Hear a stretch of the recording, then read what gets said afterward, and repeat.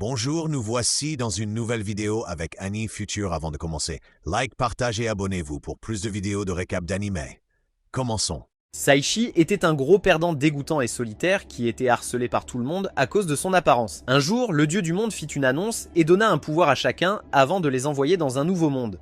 Cependant, Saishi était le seul à ne pas avoir de pouvoir et était constamment moqué. Une fois que tout le monde a été téléporté, Dieu lui a donné une dernière compétence spéciale, qui lui a permis de manger un fruit mystérieux qui l'a transformé en un homme séduisant qui finirait par épouser la déesse. Dans ces derniers moments, il s'est demandé comment sa vie en était arrivée là.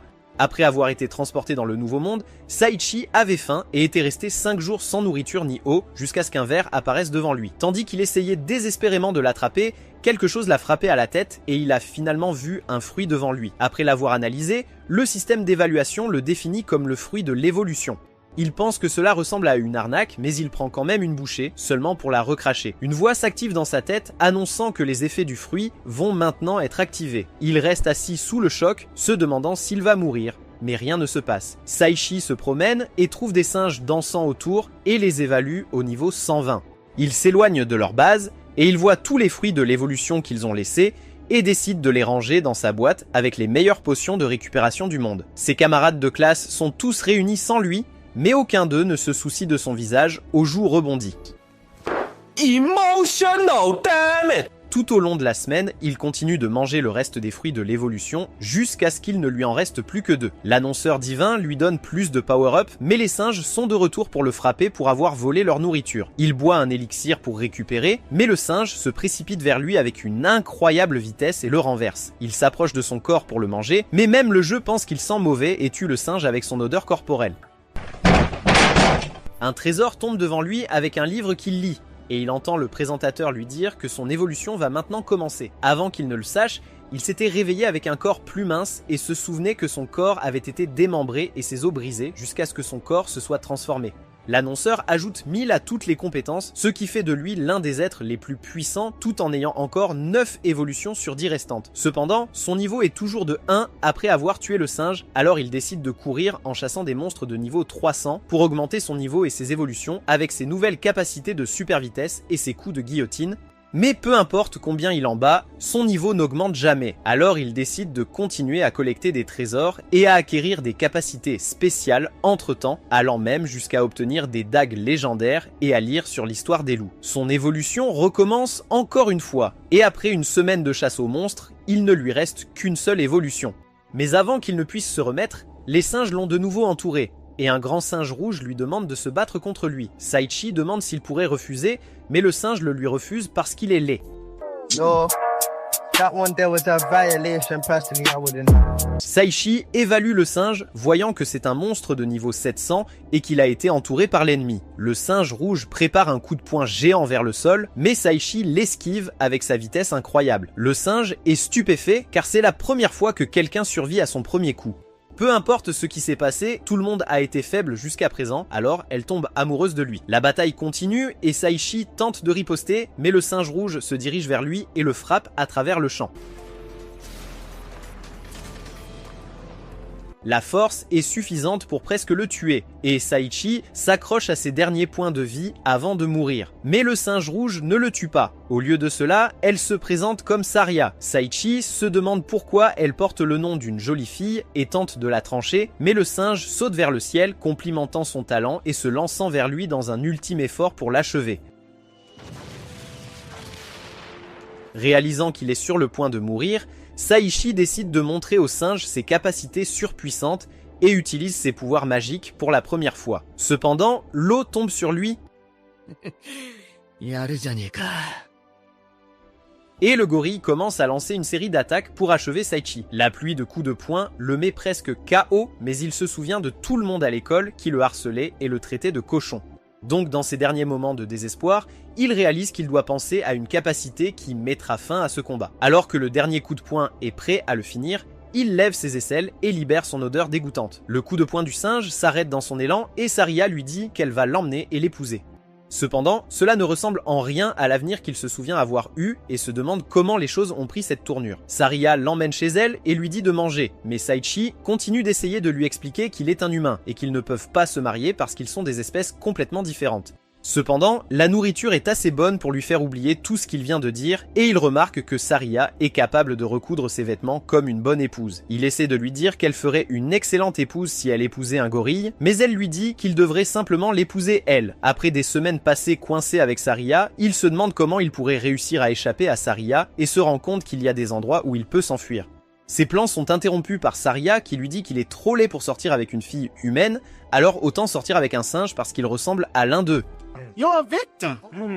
Plus tard, le grand plan d'évasion sera enfin mis en œuvre maintenant qu'elle est distraite.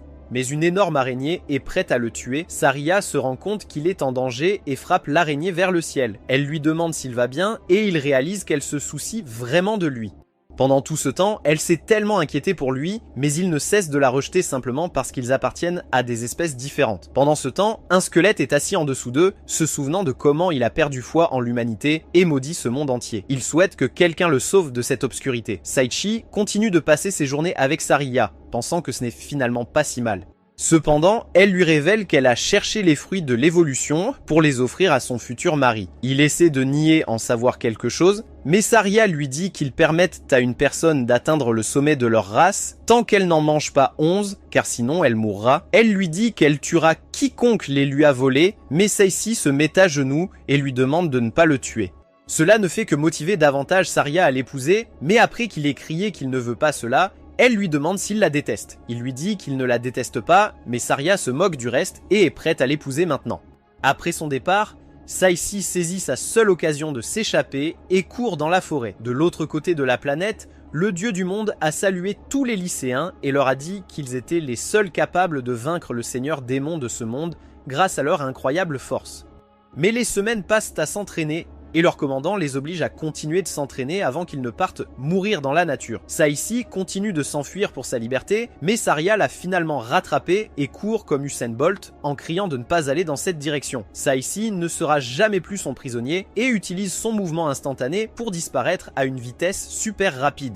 Il continue de courir jusqu'à ce que Saici atteigne finalement l'entrée d'une grotte remplie d'air rouge. Sa seule option est d'entrer après avoir entendu le cri de Saria et après l'avoir exploré pendant un moment, il voit un squelette assis sur un trône. Le squelette l'accueille, lui disant qu'il doit être plutôt fort pour être arrivé jusqu'ici. Quand Saici évalue le squelette, il voit que c'est seulement un seigneur des ténèbres de niveau 1. Il se demande pourquoi il est si faible, mais le seigneur des ténèbres lui dit de vérifier à nouveau parce que cela l'a trompé. Saici voit que son niveau est 1500 et sait qu'il est sur le point de rencontrer sa fin. Le seigneur des ténèbres disparaît en un instant derrière lui, prêt à le tuer d'un coup d'épée. Au dernier moment, cependant, Saria s'interpose entre eux, se faisant poignarder pour sauver la vie de Saici. Saici s'accroche à Saria et elle lui dit qu'elle est heureuse d'avoir pu arriver à temps pour le sauver. Il crie son nom, lui disant qu'il va lui chercher une potion de récupération, mais elle lui dit qu'elle est contente qu'il l'ait enfin appelée par son prénom, car elle est déjà morte. Elle dit qu'elle a seulement pu continuer à parler grâce à sa capacité spéciale, mais que cela ne durera pas longtemps. Il se demande pourquoi quelqu'un comme elle l'aimerait, surtout quand il l'appelait constamment des choses horribles et ne la voyait même pas comme lui. Mais pour Saria, Saici était la seule personne qui interagissait avec elle normalement, alors elle appréciait que quelqu'un la traite enfin comme une personne normale. Elle lui demande une dernière faveur, qu'il continue à sourire pour elle. Le seigneur des ténèbres est furieux de leur amour ridicule et Saici invoque son épée, lui disant qu'il n'en sait rien. Il disparaît derrière lui, invoquant son os et son épée et le frappant. Saici crie que Saria était une fille gentille, comme il ne l'aurait jamais imaginé. Des souvenirs de leur temps ensemble lui traversent l'esprit et il crie qu'il aimait Saria. Elle entend ces mots et un éclat doré commence à l'entourer. Il utilise son pouvoir magique, envoyant des jets d'eau vers le Seigneur des Ténèbres, mais ils sont tous avalés par son trou noir magique. Le Seigneur des Ténèbres lui ordonne d'accepter sa mort, mais Ceci lui dit qu'il n'a pas encore répondu aux sentiments de Saria et qu'il n'a pas encore accompli sa dernière évolution. Il disparaît vers lui avec un mouvement instantané et perce vers le Seigneur des Ténèbres.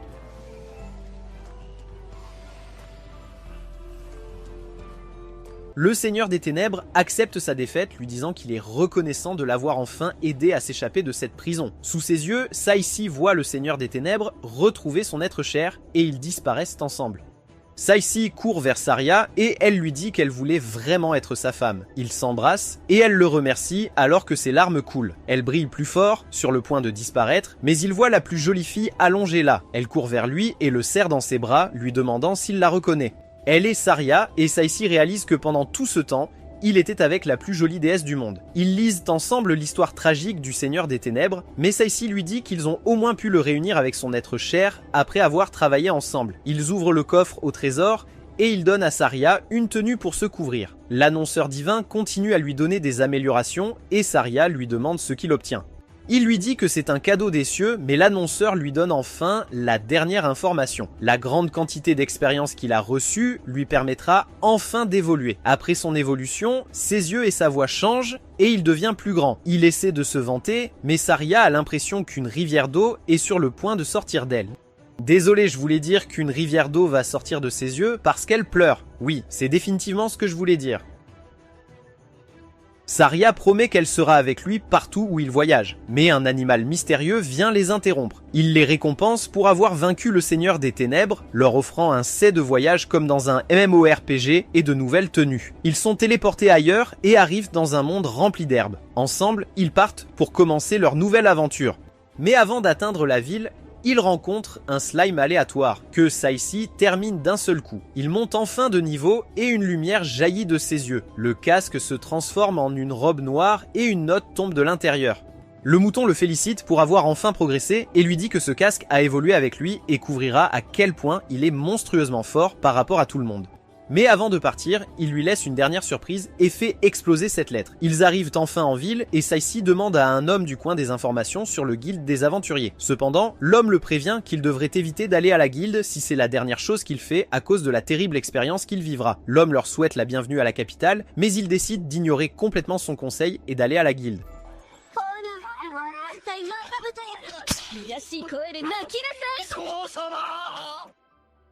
Open the door or I'm gonna throw rocks through your windows, you dumb horse. Saïsi pense que c'est définitivement la guilde et ouvre à nouveau la porte. Il voit que cette guilde est juste remplie de cinglés devenant fous et Saria demande à voir ce qu'il y a à l'intérieur. Saïsi est sur le point de s'enfuir avec elle, mais le maître de guilde arrive et montre ses muscles, leur disant qu'ils sont les bienvenus pour s'inscrire à la guilde et les pousse lentement à l'intérieur de la guilde avec son exhibition de muscles.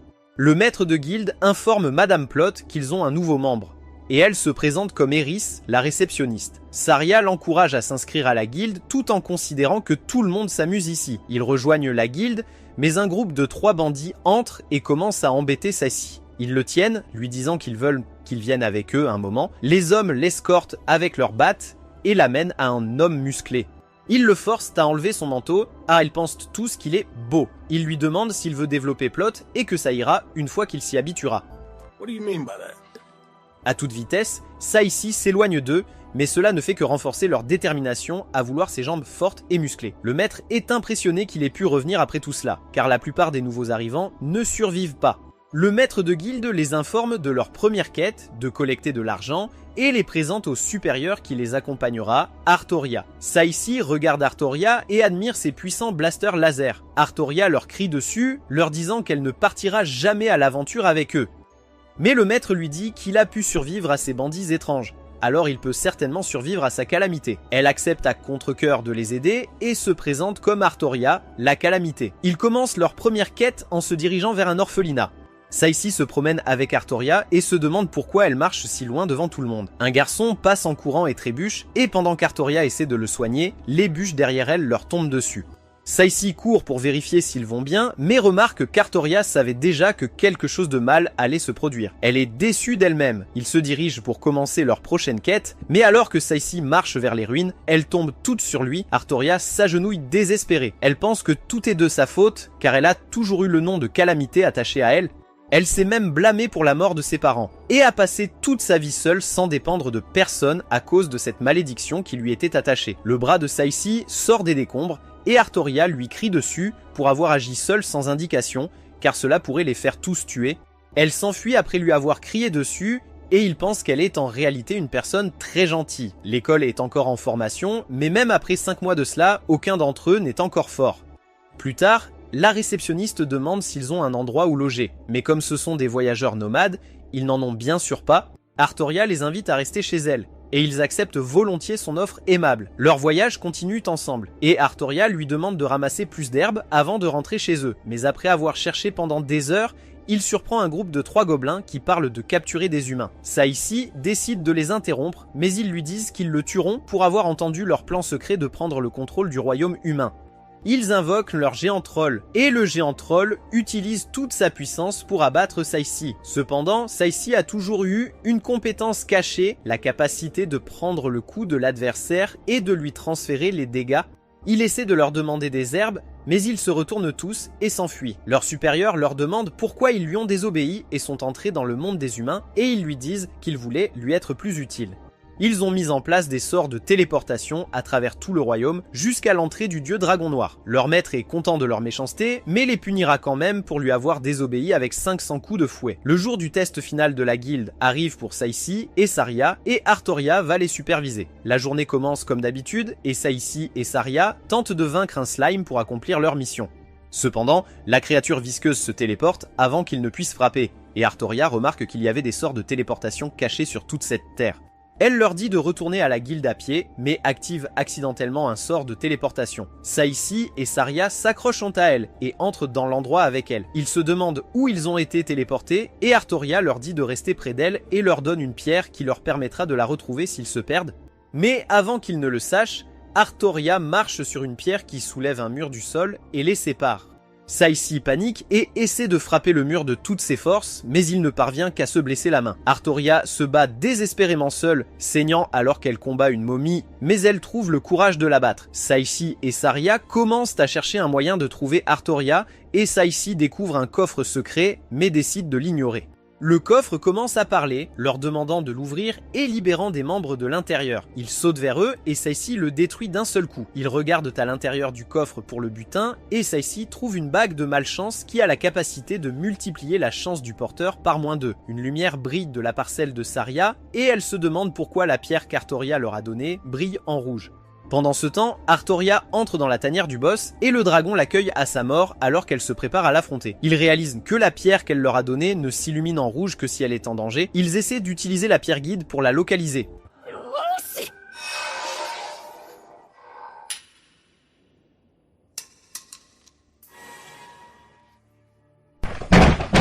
Saici frappe à nouveau le mur et Saria lui demande quoi faire. Mais il continue à frapper le mur. Artoria continue d'être détruite par le dragon, mais elle garde une forte détermination et ne renoncera pas tant qu'elle n'aura pas retrouvé ses amis. Une aura rouge commence à l'entourer et elle crie qu'elle va lui montrer comment son nom est devenu Calamity. Son énergie rayonne et sa forme change. Elle se lance vers le dragon, mais il la frappe. Avec toute son énergie, elle continue d'essayer de résister, mais le dragon lance 3 lames qui la renvoient en arrière vers le mur. Artoria est frustrée par sa faiblesse, mais continue d'utiliser son pouvoir pour se lancer vers le dragon.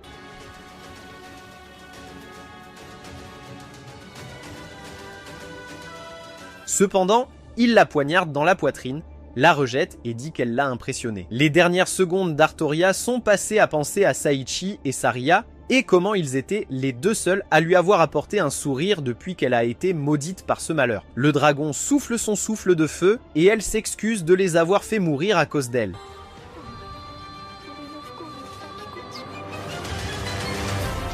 Elle entend la voix de Saici lui dire qu'ils sont là pour la sauver. Le dragon se prépare à un autre coup, mais Saici se téléporte avec son mouvement instantané.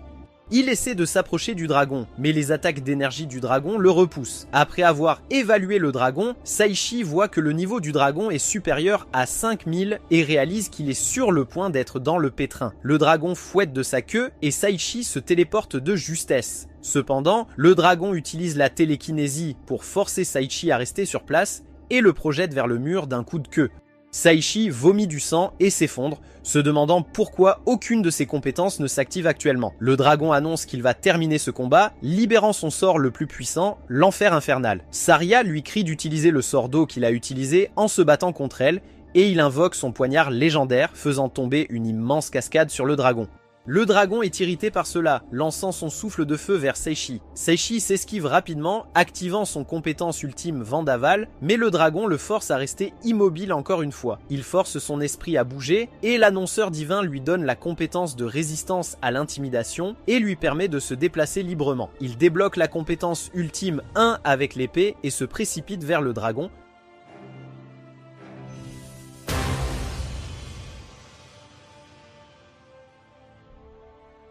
L'animateur appuie sans cesse sur le bouton de montée en niveau, et Saria court pour le serrer dans ses bras. Artoria a été sauvé par les herbes médicinales de Saria, mais ils n'ont toujours pas trouvé de moyen de s'échapper. Saichi se précipite pour ouvrir le coffre au trésor pour trouver un moyen de rentrer chez lui, mais voit les statistiques surpuissantes du joyau du dragon et décide de le manger pour augmenter sa force magique. Il ouvre le coffre au trésor, trouvant un autre manteau noir à porter, comme s'il était Kirito. Le lapin des récompenses sort de nouveau d'une lettre et les téléporte hors du donjon où ils étaient. Artoria se réveille en criant à Saichi de la laisser descendre, mais s'excuse ensuite de les avoir impliqués dans son malheur. Elle lui montre ses points de chance et il voit qu'ils sont négatifs 2 millions. Mais ce n'est pas tout. La malchance d'Artoria l'accompagne depuis son jeune âge et a toujours affecté les gens autour d'elle. Elle s'excuse de leur avoir apporté toute cette malchance, mais Saichi lui dit qu'elle ne leur a jamais porté malheur, et Saria est d'accord. Quelques jours passent, et Saichi cherche Artoria, qui a disparu depuis lors. Il trouve Artoria assise dans les décombres qu'il a créés pendant leur test et lui dit que tout le monde l'aime et qu'elle leur manque. Saichi se demande comment il pourrait la réconforter. Alors il la serre dans ses bras et lui dit qu'il restera à ses côtés aussi longtemps qu'il le faudra jusqu'à ce qu'elle puisse vraiment sourire du fond du cœur, ce qui fait pleurer Artoria. Plus tard, Artoria le remercie pour sa gentillesse et Saichi se demande s'il existe un moyen de la sortir de son malheur. Ses souvenirs lui rappellent qu'elle lui a dit que sa chance a toujours été négative. Et il réalise qu'il a trouvé sa réponse. Saichi demande la main d'Artoria et met une bague à son doigt. Saichi lui dit que cette bague est la bague du bonheur et qu'elle annulera sa malédiction et doublera sa chance, la faisant passer de moins 2 millions à plus 4 millions. Artoria ne sera plus le fléau et il la rassure qu'il la soutiendra toujours pleinement. Elle le repousse, s'enfuyant, il la cherche partout et après quelques jours de recherche, il la trouve enfin. Saichi rassemble tout son courage pour essayer d'éclaircir ce malentendu.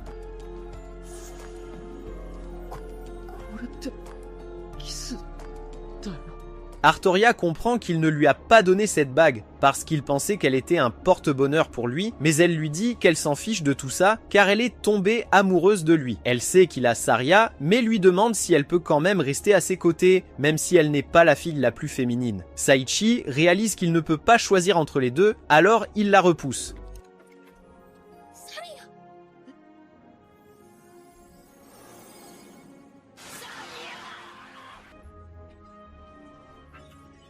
Saria lui dit de l'accepter. Saria est un peu triste de ne pas pouvoir l'avoir pour elle toute seule, mais elle sait qu'elle n'a jamais pu le monopoliser dès le départ. Saichi remercie Saria d'être la meilleure fille et Saichi se tourne vers Artoria. Mais elle lui dit de l'appeler R car c'est ainsi que ses amis proches l'appellent.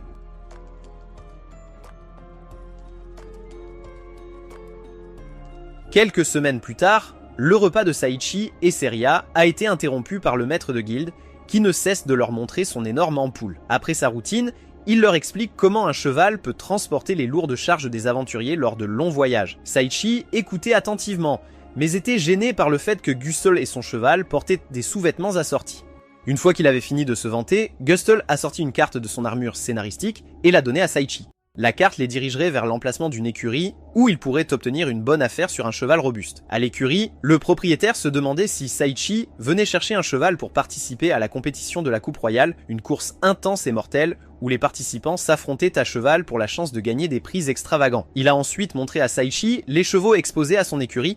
Le cheval dragon était le préféré de la plupart des aventuriers, mais c'était le plus cher à obtenir. Le cheval cerf, bien qu'il avait l'air bête comme tout, avait la plus grande puissance, mais une seule claque suffisait à le téléporter. Le dernier cheval exposé était en fait une ânesse, dont le comportement violent au fil du temps la rendait peu attrayante pour les acheteurs potentiels. L'ânesse croyait que seuls ceux qu'elle jugeait dignes étaient autorisés à la toucher, et encore moins à la monter.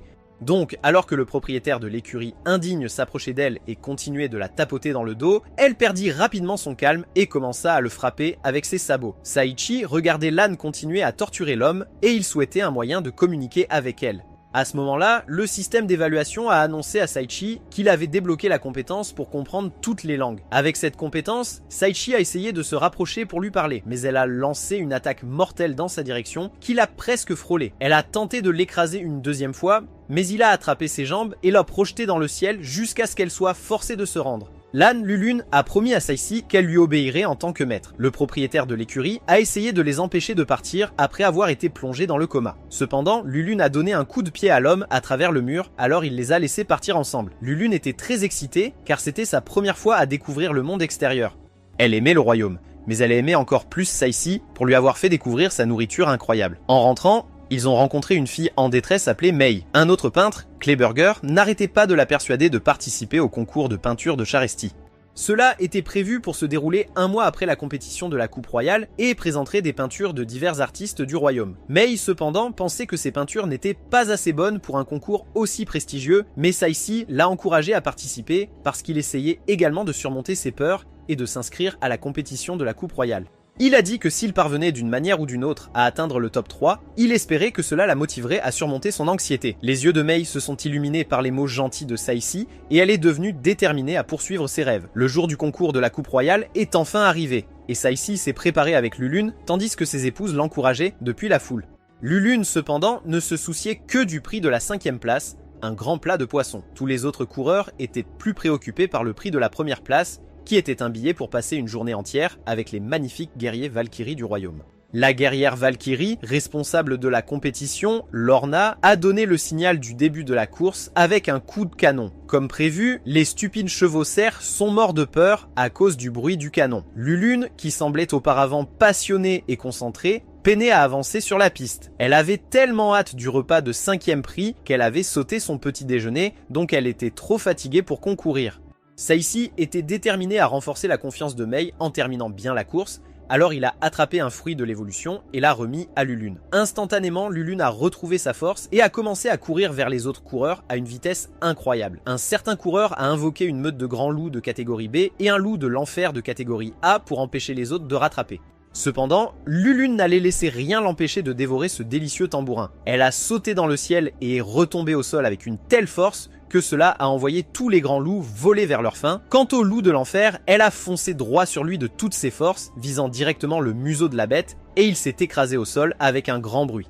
Les autres coureurs, ayant été témoins de ce qui venait de se passer, ont été pétrifiés par Lulune et ont abandonné la course en conséquence. Cela a placé Saïsi et Lulune en tête, et ils sont devenus les gagnants de la compétition. Malgré le fait d'être arrivée première et d'avoir remporté la coupe, Lulune était très triste car elle avait raté l'occasion de goûter au délicieux tambourin. Cependant, Saïsi la remercia de l'avoir aidé lors de la compétition et il lui assura qu'il lui en achèterait quand même. Lulune fut touchée par sa compassion et tomba dans ses bras en pleurant. Quelque chose a changé cependant et une lumière vive a illuminé Lulune, la transformant en une belle femme nue avec 2 gros raviolis. Saïsi est sans voix après avoir vu la transformation de Lulune et il essaie de s'empêcher de fixer ses énormes canons d'intrigue. Artoria et Saria sont entrés dans la pièce et sont choqués de voir leur mari seul avec une femme nue. Il essaie de leur expliquer que la femme était Lulune, mais Artoria lui a frappé la tête plus fort qu'il ne l'a fait avec elle la nuit précédente. Saria a aidé à clarifier la situation en révélant à Artoria qu'elle était aussi autrefois un gorille, jusqu'à ce qu'elle mange le fruit de l'évolution et se transforme en une belle femme. Avec cette explication, Artoria a examiné Lulune de plus près et s'est quelque peu convaincue de sa véritable nature. Elle a même pris la liberté d'escorter Lulune au centre commercial pour un relooking. Tout le monde avait finalement surmonté l'étrangeté d'avant et a commencé à s'habituer à la nouvelle forme de Lulune. 2 guerrières Valkyries les ont approchées au centre commercial, sans beaucoup d'explications, ont arrêté Saïsi et l'ont emmenée. Pendant ce temps, dans le monde des démons, la fille du Seigneur Démon a convoqué une réunion importante avec tous les commandants de l'armée du Seigneur Démon. Elle les a invités à discuter des possibilités de s'allier avec le royaume de Winburg. Ils ont été surpris par sa proposition, étant donné que les humains étaient la principale raison pour laquelle les démons vivaient des vies misérables. Néanmoins, par loyauté envers le Seigneur Démon, ils se sont tous alignés sur ses plans. Cependant, Kraz, l'assistant du Seigneur Démon, n'adhérait pas du tout à l'idée et avait ses propres plans sinistres. De retour dans le monde des humains, Saïsi était escorté vers le château d'Arkshell pour passer une journée entière avec les guerriers Valkyries. Kanazuki et les autres héros ont été transportés à l'académie Barbador, où ils servirent de marionnettes dans la guerre contre les démons. Saïsi a rencontré la chef des Valkyries, Louise Baltz, l'une des plus grandes escrimeuses, et elle a demandé si elle pouvait jouer avec son épée. What do you mean by that? Saïsi était plus intéressé à quitter le château dès que possible, mais il ne pouvait pas reculer à ce stade. Louise sort son épée et lui assène un coup avec une vitesse féroce, mais il a esquivé de justesse son attaque. Elle lui sourit, étonnée qu'il ait réussi à éviter son premier mouvement. Elle va plus fort la seconde fois, et le frappe avec une série d'attaques tandis que ses coéquipiers regardent avec étonnement Saïsi esquiver chacune de ses frappes. Alors qu'elle sautait et préparait son coup final, le système annonçait à Saïsi qu'il avait débloqué 3 compétences surpuissantes: activation de l'adaptation, vision du monde et défense réflexive. Avec ces nouvelles compétences, Saïsi a pu contrer l'attaque de Louise et il a pointé le tranchant de son épée vers elle, scellant ainsi sa défaite. Tous les guerriers Valkyrie ont été choqués de voir qu'il y avait quelqu'un capable de vaincre leur précieux capitaine. Louise a fait un pas en avant et s'est agenouillée devant Saïsi, l'appelant maître. Plus tard, elle s'est excusée pour son comportement et lui a raconté l'histoire de sa vie. Elle a pu manier l'épée à un très jeune âge, et plus ses compétences progressaient, plus les gens s'éloignaient d'elle et ne voulaient pas être ses amis. Quand Saïsi l'a vaincue au combat, elle a finalement trouvé quelqu'un qui n'avait pas peur de devenir son maître. Saïsi lui a dit de rester simple et de l'appeler professeur à la place, et il a reçu la compétence d'instructeur. Cependant, avant qu'ils ne puissent avoir l'occasion de pratiquer, ils ont entendu un cri aigu venant de l'intérieur des murs du château. Un serviteur les a informés qu'un intrus était entré dans le château et avait attaqué le roi.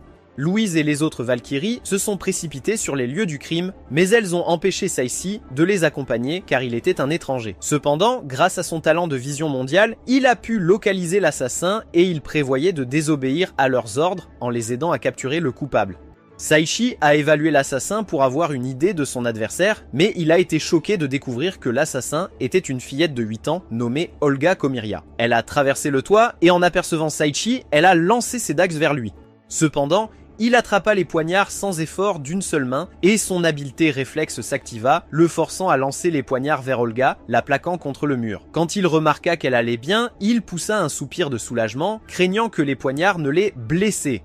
Néanmoins, elle se dégage rapidement du mur et se précipite vers lui avec une série d'attaques. Saïchi esquive chacune de ses attaques et la met KO avec un seul coup sur le cou. Il la présente à Louise et aux autres guerriers, qui sont également choqués de voir à quel point l'assassin est petit. Cependant, Louise révèle qu'Olga a déjà utilisé une arme mystique appelée le couteau de la malédiction sur le roi, l'envoyant dans un sommeil éternel. Attristé par la façon dont ils pleuraient leur roi, Saïchi était déterminé à trouver un moyen de les aider. Lorsqu'il est arrivé à son dortoir, Saïchi a été choqué par l'identité du roi. C'était le gentil gars du café qui lui avait donné des conseils sur la façon de se réconcilier avec Artoria la semaine dernière. Saïchi se demandait s'il avait honoré le roi correctement, mais le frère aîné de Louise, Florio Baltz, le supplia de guérir leur roi pour qu'il redevienne normal.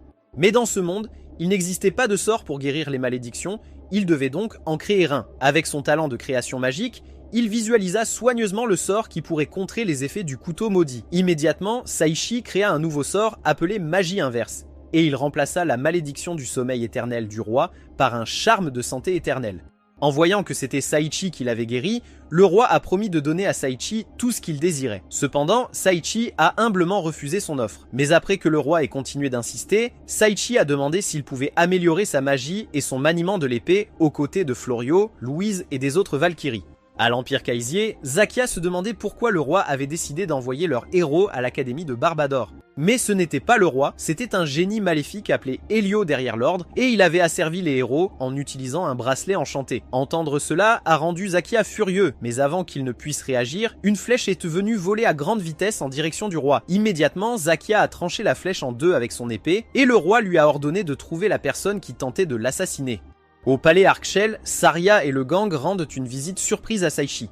Quand Artoria a découvert que Saïchi avait ajouté une autre fille à son harem, elle était prête à lui donner une bonne raclée. Cependant, Saïchi a essayé d'expliquer que Louise est la chef des Valkyries et rien de plus qu'une apprentie pour lui. Ils se sont tous présentés et Florio a été choqué que Saïchi puisse avoir une femme, une petite amie et une servante.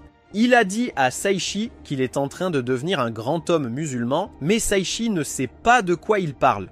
Pendant ce temps, Lorna était prête et déterminée à utiliser toutes les tactiques de BDSM possibles pour faire parler Olga. Ses premières tentatives de torture psychologique n'ont rien donné, alors elle a intensifié les choses en torturant Olga avec une assiette de nourriture fumante. Olga pouvait sentir la nourriture, mais ne pouvait rien faire pour la manger car ses mains et sa bouche étaient actuellement ligotées. Quand Saïchi l'a entendu, il n'a pas pu supporter que Lorna torture la pauvre fille plus longtemps, alors il a défoncé la porte et a mis fin à l'interrogatoire. Louise réprimande Lorna d'avoir été trop dure, puis elle s'avance vers Olga, lui enlève doucement le bandeau des yeux et elle voit la nourriture posée sur la table. Saïchi lui dit de manger, mais Olga est choquée qu'il lui offre un repas après ce qu'elle a fait subir au roi. Pourtant, Louise a reconnu le collier autour du cou d'Olga qu'elle appelait le collier d'asservissement. Selon elle, ceux qui portèrent le collier étaient forcés d'obéir aux ordres de celui qui leur avait mis. Saichi demande pourquoi il ne pouvait pas simplement arracher le collier de son cou, mais Olga répond à sa question en lui montrant ce qui se passe chaque fois qu'elle essaie de le faire. Elle a immédiatement été frappée par la foudre, alors Saichi a décidé d'utiliser son don de création magique pour créer un sort qui libérerait Olga de l'emprise du collier. Avec le mot esclavage, il n'arrivait pas à imaginer la liberté, mais un homme est apparu dans sa tête. Le président Lincoln était le plus grand symbole de la liberté, alors après l'avoir imaginé, il a pu créer un nouveau sort qui a instantanément brisé le collier autour du cou d'Olga. Elle éclate en larmes pour enfin retrouver sa liberté après si longtemps, et Saria se précipite pour la réconforter. Après avoir fini de pleurer, Olga raconte son histoire à tout le monde. Quand elle était plus jeune, son espèce a été persécutée par l'Empire Kaiser juste parce qu'elle faisait partie du peuple des bêtes. Elle a été séparée de sa mère à un jeune âge et a été forcée de devenir une tueuse redoutable pour l'Empire. Elle s'est sentie coupable après avoir raconté son histoire, mais Saichi l'a rassurée en lui disant qu'elle était une bonne personne. Il lui a dit que ce n'était pas de sa faute d'avoir été manipulée par l'Empire Kaiser, et qu'il la traiterait comme sa petite sœur désormais, parce qu'il nous fallait aussi une dynamique de Siscon. Plus tard, Saichi apprenait à contrôler son pouvoir magique monstrueux. Cependant, voulant acquérir la compétence de contrôle, il a fini avec la compétence d'enfer sans fin. Avant qu'il ne puisse se remettre, Gustl et Eris apparurent devant lui. Ils présentèrent le Saint Mage, Barnabus, le plus grand magicien connu pour avoir maîtrisé toutes les formes de magie, et aussi le directeur de l'Académie de magie Barbador que Kanazuki fréquente. Ils discutaient de l'inscription des héros de l'Empire Kaiser à l'Académie lorsqu'ils furent interrompus par un garde qui rapporta avoir aperçu une horde de monstres dans un village voisin. Avec les hordes de monstres approchant du mur, les aventuriers se préparaient d'eau pour la bataille, et Olga s'approcha de Saichi, promettant de faire de son mieux pour sauver le pays avec les gens qu'elle aime. Cependant, Saichi lui demanda de ne pas se surmener.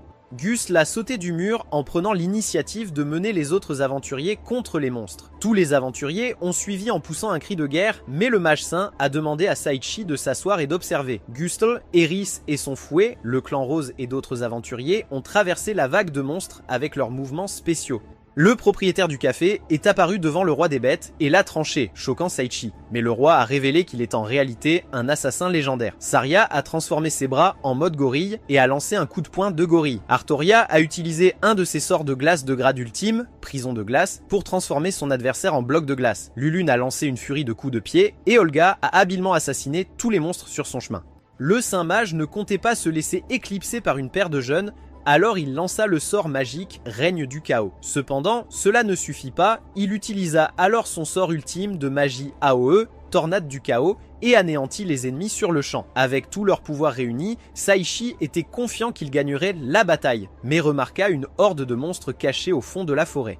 Cette horde était 2 fois plus grande que l'horde originale, et chacun d'eux avait le niveau d'un monstre de rang S. C'était la bataille finale, et elle allait déterminer le destin de leur royaume.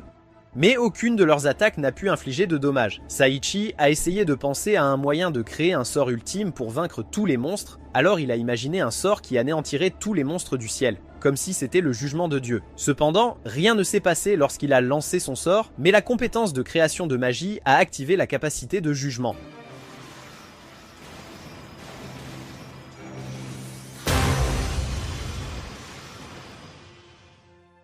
Saichi évalue sa nouvelle compétence et découvre que le jugement de Dieu vainc toute personne qu'il reconnaît comme nuisible. Avec la victoire enfin remportée, tout le monde a crié de joie et la lumière des monstres vaincus éclate dans Saichi, lui permettant de monter de niveau des centaines de fois.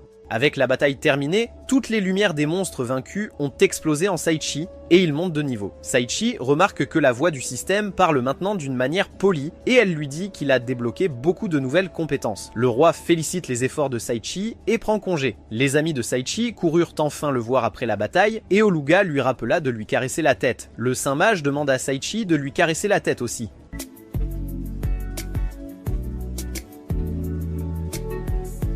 Il s'excuse pour cela et demande si Saichi accepterait de venir à son académie et devenir enseignant. Saichi demande pourquoi il a fait cette offre soudaine, alors le commandant lui dit que le sort à grande portée qu'il a lancé sur les monstres était la plus puissante capacité qu'il ait jamais vue. Saichi refuse son offre car il ne voulait pas être séparé de ses amis, alors le Saint Mage dit que ses amis pouvaient venir avec lui.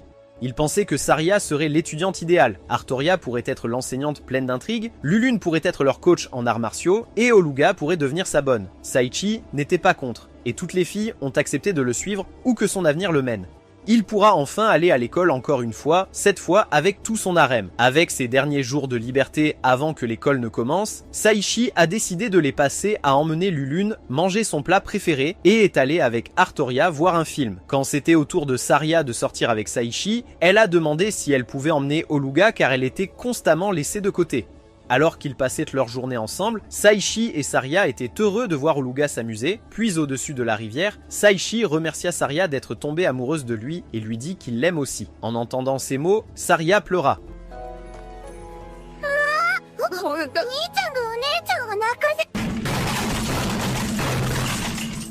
Les enfants appellent Saichi pour jouer avec eux, et Saria pense que c'est elle qui devrait le remercier. Alors qu'ils continuaient à jouer, un ballon est arrivé en volant, et Saichi a reconnu l'une des filles. L'annonceur a informé tout le monde que le concours de peinture est sur le point de commencer. Il leur présente le juge, le célèbre maître Léon Berger, et Saichi se souvient avoir entendu ce nom auparavant. L'annonceur présente le premier concurrent, Clay Berger, un artiste qui a remporté de nombreuses compétitions, et Saichi se rend compte qu'il est le garçon dont la fille parlait. Clay révèle sa peinture à la foule, et toute la foule regarde tranquillement la merde qu'il a créée. Enfin, c'était au tour de Mei de montrer son art, et elle s'avança, anxieuse. Dès qu'elle dévoila son tableau, Saichi resta figé, voyant un magnifique tableau de lui-même, ressemblant à un vaillant guerrier des légendes. Elle décrit la personne dans la peinture comme son héros, et la tête de Saichi était sur le point d'enfler tellement que ses oreilles ont commencé à brûler et à démanger. Après la fin du concours, Saichi a félicité Mei pour avoir remporté la première place, et Mei a révélé que Léon lui avait proposé d'étudier la peinture dans la ville de l'art. Même si elle avait enfin atteint ses objectifs, elle était triste de devoir partir, mais Saichi a essayé de lui remonter le moral. Elle promet qu'une fois qu'elle aura terminé ses études d'art, elle le laissera libérer toute l'encre de son stylo sur son visage et le laissera faire glisser son stylo sur sa toile. Louise et les Valkyries sont enfin revenues à la capitale, mais elle était triste que Saichi parte pour l'académie, souhaitant pouvoir le suivre. Cependant, Saichi lui dit qu'il n'a pas besoin de plus de cinglés dans son harem, mais qu'elle pourrait lui rendre visite à tout moment. Pendant ce temps, le Seigneur Démon réprimande Grèce pour son échec à nouveau, mais elle s'excuse et l'informe que les apôtres sont en train de rassembler le désespoir nécessaire pour le soutenir.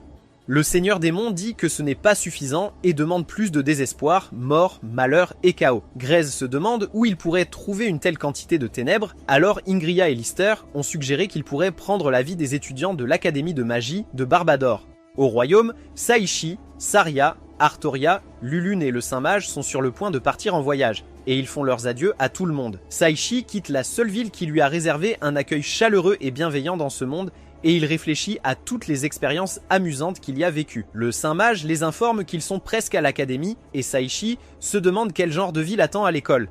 Soudain, un mystérieux Power Ranger est apparu sur le toit de son carrosse, et s'est présenté comme le héros de la justice, le Garland de la victoire assurée. Saichi réalise que sa vie à l'école va être vraiment horrible, mais au moins toutes les filles seront avec lui. Regardez cette prochaine vidéo, à la prochaine mes chers maîtres de l'intrigue légendaire,